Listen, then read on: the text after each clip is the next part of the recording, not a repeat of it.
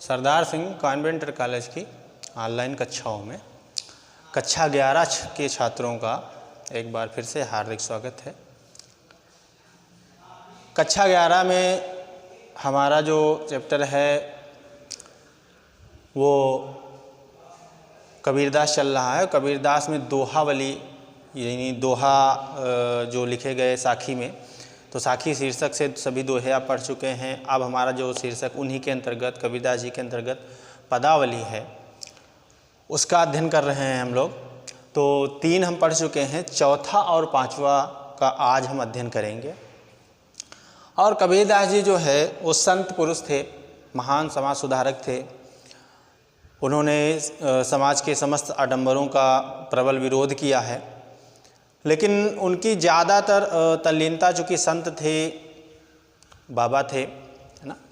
तो जो संत होते हैं, साधु संत, आजकल के नहीं, पहले वाले जो वास्तव में ईश्वर से प्रेम करते हैं, जो ईश्वर की ओर उन्मुख होते हैं, जो मोक्ष को प्राप्त करना चाहते हैं, तो उनमें एक तल्लीनता रहती है। तो वो जो भी बात करते हैं वो ईश्वर के, परमात्मा के संबंध में ही बात करते हैं। तो पदावली में आपने देखा, इससे पहले भी जो 3 हैं पढ़ाए गए उनमें भी देखा, उन्होंने आत्मा और परमात्मा के विषय में बात की। यहाँ भी आत्मा और परमात्मा के ही विषय में बात करेंगे। तो आप देखेंगे कि वो क्या कह रहे हैं और थोड़ा समझने का प्रयास करेंगे। काफ़ी बार पूछे भी गए हैं ये कक्षा 11 में। हम न मरें मरिहैं संसारा, हमको मिल्या जीवावन हार। देखिए, जब आत्मा परमात्मा का ध्यान करती है, तो जब आत्मा परमात्मा में लीन हो जाती है, तो चूँकि परमात्मा अमर होता है, वह ईश्वर जो है वो अमर है, वो कभी नहीं मरता। और जो ईश्वर को प्राप्त कर लेता है, जो ईश्वर में ही खो जाता है, ईश्वर में ही तल्लीन हो जाता है, तो उसकी मृत्यु कहाँ हो सकती? मृत्यु तो शरीर की होती है, आत्मा तो परमात्मा का अंश है, उसकी कभी मृत्यु नहीं होती। तो इसी संबंध में कह रहे हैं कबीरदास जी, कह रहे हैं कि हम न मरें मरिहैं संसारा। हम नहीं मरेंगे क्योंकि हमने परमात्मा को प्राप्त कर लिया, हमारी आत्मा ने परमात्मा को प्राप्त कर लिया है, इसलिए हम नहीं मरेंगे। पूरा संसार भले ही क्यों ना मर जाए, क्योंकि संसार तो मरता रहेगा। शरीर का धर्म ही है मृत्यु, उस अंतिम अवस्था ही है मृत्यु। मृत्यु होने के बाद फिर शरीर प्राप्त करेगी, फिर मरना। लेकिन जो परमात्मा का ध्यान करता है, जो परमात्मा को जानता है, जान जाता है अपने ज्ञान के माध्यम से, तो उसकी आत्मा मोक्ष को प्राप्त कर जाती है, तो वो कभी नहीं मरता। ठीक है। तो कह रहे हैं कि हम नहीं मरेंगे क्योंकि हमने परमात्मा को प्राप्त कर लिया है, या संसार मरेगा। हमको मिला जीवावन हारा, क्योंकि हमें कौन मिल गया है? जीवावन हारा, परमात्मा। जीवावन हारा, जो जीवन देने वाला है, वो हमें प्राप्त हो गया है। हमको मिलिया, मिलिया का मतलब मिल गया है, प्राप्त हुआ है। ठीक। अब न मरूं मरने मन माना, अब नहीं मरूंगा क्योंकि मरने मन माना, मरने को मन ने मान लिया। यानी मेरे मन ने मृत्यु को पहचान लिया कि मृत्यु क्या है। मृत्यु शरीर का धर्म है, शरीर मरता है, आत्मा नहीं मरती। तो ये बात मेरे मन ने अच्छी प्रकार से समझ ली है, जान ली है। तो इसीलिए कहा कि अब न मरूं, अब मैं नहीं मरूंगा क्योंकि मेरे मन ने मृत्यु को जान लिया है, पहचान लिया है। तेई मुए जिन राम न जाना, इस संसार में तेई मुए वही मरेंगे जिन राम न जाना, जिन्होंने राम को नहीं पहचाना है, जिन्होंने उस ब्रह्म को नहीं पहचाना है, उसके महत्व को नहीं जाना है, वो ही इस संसार में मरते रहेंगे, जन्म लेते रहेंगे, बार बार मरेंगे, बार बार जन्म लेंगे। साकत मरे, साकत माने शक्ति के उपासक, साकत शक्ति के उपासक को इन्होंने कहा है। तो साकत मरे संत जन जी में, शक्ति के उपासक, शक्ति की उपासना करने वाले मरेंगे, संत जन जीवें। और संत लोग जो ईश्वर से प्रेम करते, जो परमात्मा से प्रेम करते हैं, वो जीवित रहेंगे और भारी भारी राम रसायन पीवें, और वो पात्र में भर भर के राम का आनंद पीते रहेंगे, लेते रहेंगे। भरी भर राम रसायन, राम रसायन मतलब उस परमात्मा रूपी आनंद को लेकर पीते रहेंगे। यहाँ रूपक अलंकार का प्रयोग किया है। तो भारी भारी राम रसायन पीवें। वो संत जन जो है वो हमेशा जीवित रहेंगे और वो पात में भर भर के राम रसायन का, राम के आनंद का पान करते रहेंगे। हरि मरी हैं तो हमहू मरी हैं, हरि न मरे हम काहे को मरी हैं। कह रहे हैं कि हरि मरी हैं तो हमहू मरी हैं, क्योंकि उनकी आत्मा ने परमात्मा को प्राप्त कर लिया है, परमात्मा में लीन हो गई है। और चूंकि परमात्मा अमर है, वो कभी मर नहीं सकता, लेकिन फिर भी कह रहे हैं कि हरि मरी हैं। अपनी बात कह रहे हैं कि यदि ईश्वर मरेगा तो हम भी मरेंगे, और हरि न मरे, यदि ईश्वर नहीं मरेगा, परमात्मा नहीं मरेगा, उसकी मृत्यु नहीं होगी, हम काहे को मरे हैं, तो हम क्यों मरेंगे। तात्पर्य यह है कि हरि जो परमात्मा है वो नहीं मरता, वो अमर रहता है। चूँकि मेरी आत्मा परमात्मा में लीन हो गई है, तो चूँकि परमात्मा नहीं मरेगा, तो इस वजह से मेरी भी मृत्यु कभी नहीं होगी। कहें कबीर मन मन ही मिलावा, अमर भये सुख सागर पावा। मन मन ही मिलावा, मन को मन से मिला लिया, यानी मेरे मन ने परमात्मा को प्राप्त कर लिया। मेरे मन जो है परमात्मा की ओर उन्मुख हो गया, परमात्मा को प्राप्त करने के लिए तत्पर हो गया है। और इस प्रकार अमर भय सुख सागर, सुख का सागर क्या है, आप जानते हैं इस संसार में कोई सुख नहीं है। थोड़ी देर के लिए सुख होता है, उसके बाद फिर वही दुख, वही कष्ट, वही परेशानियाँ, ठीक है। तो अमर भय, अमर होने पर यानी मोक्ष को प्राप्त करने पर सुख सागर, मैंने सुख रूपी सागर को प्राप्त कर लिया। यहाँ भी रूपक अलंकार का प्रयोग किया है। तो अमर भय, मैंने मन से, अपने मन को परमात्मा के मन से मिला लिया है, अर्थात मेरी आत्मा परमात्मा में लीन हो गई है। और इस प्रकार मैं मैंने मोक्ष को प्राप्त कर लिया, करके अनंत सुख सागर को प्राप्त कर लिया है, ठीक है। तो भाषा आप देख ही रहे हैं, सदुक्कड़ी भाषा का या पंचमेल खिचड़ी भाषा का इन्होंने प्रयोग किया है। आपने पूरे ग्रंथ में इन्होंने उसी भाषा का प्रयोग किया है, क्योंकि पढ़े लिखे नहीं थे ये। और रस की अगर बात करें तो यहाँ पर शांत रस है। कौन सा रस है? शांत रस है। अलंकार की बात करें तो चूँकि यहाँ राम रसायन, राम रूपी आनंद और सुख रूपी सागर, तो यहाँ दोनों जगह रूपक अलंकार है और प्रास अलंकार भी है, ठीक है। तो छंद आप जानते ही हैं, पदावली यानी पद, यानी पद मतलब गेय पद, तो गेय पद है। छंद की बात करें तो गेय पद है, रस की बात करें तो शांत रस है, अलंकार की बात करें तो रूपक और अनुप्रास है, ठीक है।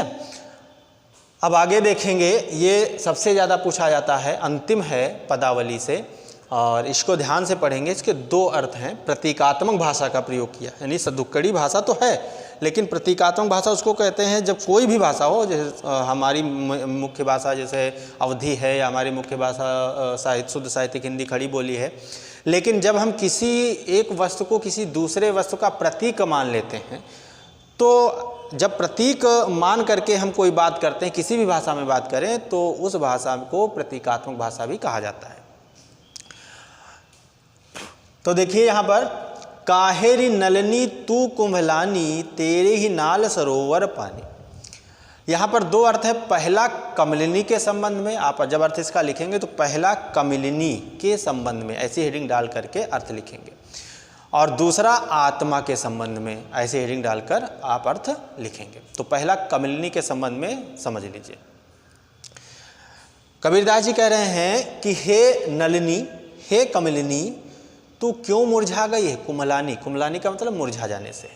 हे कमलिनी, तू क्यों मुरझा गई है, तेरे ही नाल सरोवर पानी। तेरी ही नाल, तेरी जो नाल है, कमलिनी, आपने कमल देखा होगा, अगर प्रत्यक्ष रूप में नहीं देखा होगा तो टीवी पर देखा जरूर होगा। तो जो कमलिनी होती है वो कीचड़ में या तालाब में खिलती है। तो तालाब वाली कमलिनी के विषय में बात कर रहे हैं। और तालाब में जो कमलिनी खिलती है, तो ऐसा नहीं कि वो ऊपर फूल पानी पर है तो वही केवल है, और नहीं, उसके नीचे जो डंठल है वो जितना गहराई में होगा वहाँ तक वो डंठल जाती है और बड़ी कोमल होती है, ठीक है। तो यहाँ कह रहे हैं कि हे नलिनी, तू क्यों मुरझा रही है, तेरी ही नाल, जो तेरी नाल है, तेरी जो डंठल है, सरोवर पानी, जो सरोवर के तालाब के जल में है, क्योंकि कमलिनी को पानी चाहिए जीवित रहने के लिए। और कह रहे हैं कि तेरी जो नाल है वो तो सरोवर के जल में डूबी हुई है, फिर तेरे को मलाने का क्या कारण है। जलमय उत्पत्ति, और कह रहे हैं कि जल में तेरी उत्पत्ति होती है, उत्पत्ति, जन्म होता है, जल में ही तो कमलनी खिलती है, जल में ही तो उसका जीवन शुरू होता है। जलमय वास, और पूरा जीवन तो जल में ही रहती है। और जलमय नलिनी तोड़ निवास, निवास का अर्थ यहाँ है समाप्ति से, निवास का अर्थ, वास का अर्थ, वास और निवास दो शब्द प्रयोग किए। हालांकि वास और निवास के वैसे सामान्य अर्थ एक ही होता है, लेकिन यहाँ पर वास का अर्थ जो है वो निवास से है, रहने से है, और जो निवास का अर्थ है वो समाप्त होने से है। तो कह रहे हैं कि जलमय उत्पत्ति, तेरी जो उत्पत्ति होती है, तेरा जो जन्म होता है जल में ही है होता है, जल में वास, तू जल में ही रहती है। और जलमय नलिनी तोर निवास, और जल में ही तू समाप्त हो जाती है, नष्ट हो जाती, खत्म हो जाती है। ना तल तपत ना ऊपर, या कहा ना तू तल से, यानी जिस तालाब में तू रह रही है उस तल से नीचे से तू तप रही है, यानी नीचे से गर्मी नहीं आ रही, क्योंकि डंठल बहुत कोमल होती है, अगर गर्मी थोड़ी भी पा जाएगी तो नष्ट हो जाएगी। तो कह रहे हैं कि ना तल तप, न तुझे नीचे से कोई ताप दे रहा है, ना ऊपर याग, ना तेरे ऊपर आग बरस रही है। तोर हेतु, हेतु माने प्रेम, ठीक, कहु कासन लाग। तो पूछ रहे हैं कि हे कमलिनी, हे नलिनी, तेरा प्रेम किससे हो गया है? तोर हेतु कहु का, इसको समझ लीजिए, तोर हेतु, तेरा हेतु, तेरा प्रेम, कहु बताओ, कासन लाग, किसके साथ लग गया है, यानी तेरा प्रेम किससे हो गया है। कहें कबीर जे उदक समय, इतने में कबीरदास जी समझ जाते हैं और कहना प्रारंभ करते हैं, अपने ही शब्दों में बता देते हैं कि क्या दिक्कत है, क्यों कमलिनी जो है कुमला रही है। तो कहें कबीर जे उदक समान, कबीरदास जी कहते हैं कि वास्तव में जे उदक समान, जो उदक यानी जल के समान होते हैं, ते नहीं मुए हमारे जान, वो हमारी जान में, हमारे समझ में उनकी मृत्यु कभी भी नहीं होती।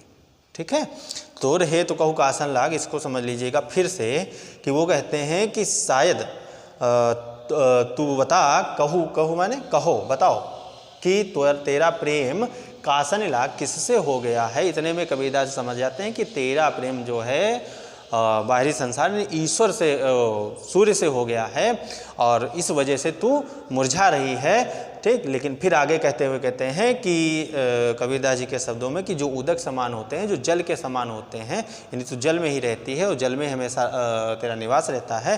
तो मेरी समझ में जो जब तू जल में है तो तुझे मरना नहीं चाहिए, तेरी जान जानी नहीं चाहिए, ऐसा वो कह रहे हैं। तो ये तो एक साधारण सा अर्थ है कमलिनी के संबंध में। ठीक है, फिर से एक बार हम कमलिनी के संबंध में आपको अर्थ बता दे रहे हैं। कमलिनी से कहते हैं, हे कमलिनी, नलिनी, तू क्यों कुमला रही, तू क्यों मुरझा रही? तेरी जो नाल है वो तो सरोवर के पानी में है, जल में तेरा उत्पत्ति होती है, जन्म होता है, जल में तू पूरा जीवन व्यतीत करती है और जल में ही तेरा तू नष्ट हो जाती है। तेरे नीचे से ना ही कोई ताप है, ना ऊपर से आग बरस रही है। हाँ, तो बताओ तेरा प्रेम किससे हो गया? इतने में कबीरदास समझ जाते हैं कि शायद तेरा प्रेम जो है वो सूर्य से हो गया है, इसलिए तू मुरझा रही है। आगे कहते हुए कह रहे हैं कि मेरी समझ में ये आता है कि जो उदक के समान है, जो जल के समान है, वो हमारी समझ में कभी उनकी मृत्यु नहीं होती। तो ये कमलिनी के समान। अब यहाँ प्रतीक समझ लीजिए, जो कमलिनी है, नलिनी, ये आत्मा का प्रतीक है। नलिनी जो है वो आत्मा का प्रतीक है और जो जल है वो परमात्मा का प्रतीक। बस इतनी बात आप समझ लीजिए, अर्थ आप आसानी से दूसरा वाला समझ सकेंगे। तो देखिए क्या कह रहे हैं, काहे रे नलिनी तू कुमलानी, आत्मा के संबंध में, हे आत्मा तेरे मुरझाने का क्या कारण है, तेरे दुखी होने का क्या कारण है? हाँ, तेरी ही नाल सरोवर पान, तेरी जो नाल है वो तो सरोवर की पानी में यानी परमात्मा से जुड़ी हुई है। तेरी जो नाल है यानी तेरा जो जन्म होता है, भाई नाल जहाँ जन्म होता है तो जन्म कहाँ होता है? ईश्वर से ही होता है, आत्मा का अंश ही, आत्मा जो है परमात्मा का अंश है। तो तू उसी से उत्पन्न होती है, तू उसी से उत्पन्न होती है, जल में तू जल से उत्पन्न होती है, यानी परमात्मा से तू उत्पन्न होती है, परमात्मा में ही तू रहती है और अंत में मोक्ष प्राप्त करके परमात्मा में ही तू समाप्त भी हो जाती है। ना तल तपते, हाँ, ना तो तुझे भौतिक कष्ट, तल का मतलब नीचे से है, नीचे मतलब भौतिक, भौतिक, दैहिक, दैविक, 3 प्रकार के कष्ट होते हैं। तो ना तो तुझे नीचे यानी सांसारिक कोई कष्ट है, ना ऊपर याग, और ना ही तुझे दैवी कोई कष्ट है, यानी देवता भी तुझे कष्ट नहीं पहुंचा सकते। तो रहे तो कहूँ का, तो बताओ तेरा प्रेम किससे हो गया है? तो इतने में कबीरदास जी समझ जाते हैं कि इसका प्रेम सांसारिक विषय वासनाओं से हो गया है, इसलिए ये जो आत्मा है वो दुखी रहती है। और फिर कहते हैं, कबीरदास जी कहते हैं कि मेरी समझ में जो आत्मा के समान हो, परमात्मा के समान, उदक के समान हो गए, यानी परमात्मा के समान हो गए, ते नहीं मुए हमारे जान, हमारी समझ में उनकी मृत्यु कभी भी नहीं होती। तो इसमें जो है रूपक अलंकार का प्रयोग किया गया है, ठीक है, क्योंकि प्रतीक माना है जल रूपी आत्मा, है ना, जल रूपी परमात्मा, कमलनी रूपी आत्मा, इस प्रकार से हम कह सकते हैं। तो इसलिए रूपक अलंकार का यहाँ प्रयोग किया। सदुक्कड़ी भाषा या पंचमेल खिचड़ी का प्रयोग किया है, गेय पद है इसमें। तो ये आपको काव्य सौंदर्य के अंतर्गत लिखना नहीं होता है, अब तो प्रश्न पूछे जाते हैं, ठीक है, कि नलिनी किसका प्रतीक है? तो नलिनी आत्मा का प्रतीक है। जल किसका प्रतीक है? तो जल यहाँ पर परमात्मा का प्रतीक है। इस प्रकार से आपको पूछा जा सकता है, ठीक। हेतु का क्या अर्थ है यहाँ? तो हेतु का मतलब कारण होता है, प्रेम होता है। तो कक्षा 11 की क्लास में आज के लिए इतना ही। धन्यवाद।